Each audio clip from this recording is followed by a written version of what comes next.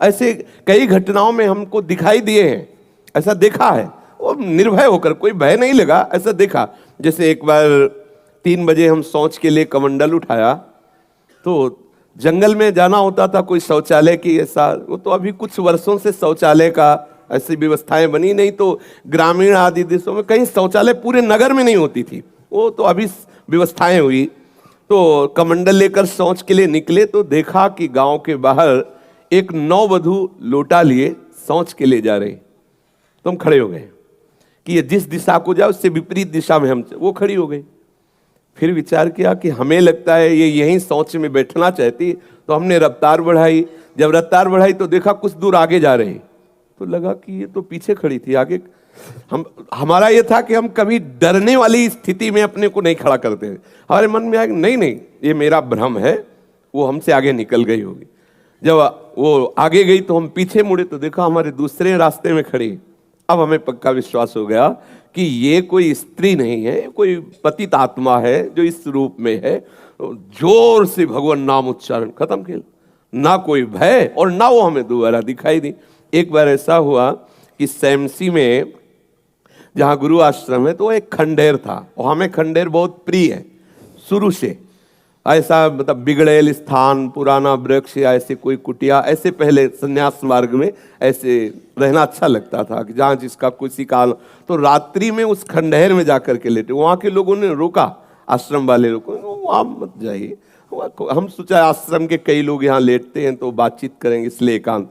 ही गए तो अंदर मंत्र चल रहा था, और एक छोटी सी टार्च सिराने, एक छोटी सी घड़ी दुप दुप वाली, क्योंकि उससे पता चले ना कि मतलब टाइम का। तो ऐसे रख के वैसे से थोड़ा ही लेटे, तो उस समय जटाएं बड़ी बड़ी थी, इतनी इतनी, तो ऐसे उनका तकिया की तरह जटा रखे। तो ऐसा लगा जैसे कोई हमें बहुत जोर से दबाने की चेष्टा कर रहा है।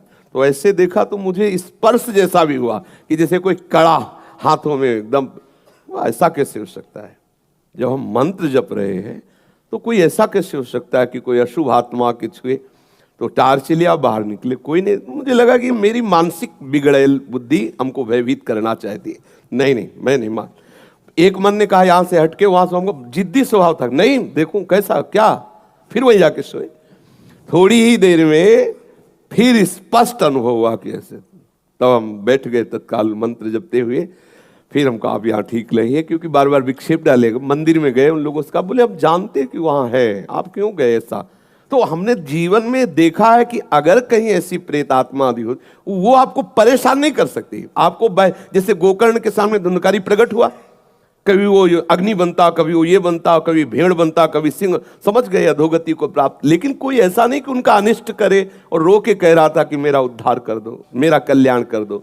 तो ये प्रेत आत्माएं भगवत धाम वासी, भगवान नाम जापक, वैष्णवों के प्रति अपना कल्याण करने के लिए आती हैं। किसी को भी कभी घबराना नहीं चाहिए। यदि कभी ऐसी परिस्थिति हो तो उच्च स्वर से नाम कीर्तन करने लगना, विश्वास करना, तुम्हें छू नहीं सकता कोई। ये हम इसलिए सत्ता नहीं मानते। जैसे कभी कोई प्रश्न करता है तो कह देते मेरे भगवान ही भूत रूप में आए। ये एक स्थिति है, एक भावना की स्थिति जो सत्य भावना है। वासुदेवा सर्वमिति, तो सब प्रभु ही है, और सच्ची बात सब प्रभु ही है। लेकिन ये जो अगर हम उस स्थिति को नहीं पहुंचे तो पक्का समझ लो कि अगर प्रेत योनि का कोई भी जीव तुम्हारे सामने आता है और तुम भगवान नाम जप कर रहे हो तो तुम्हें कभी परास्त नहीं कर सकता।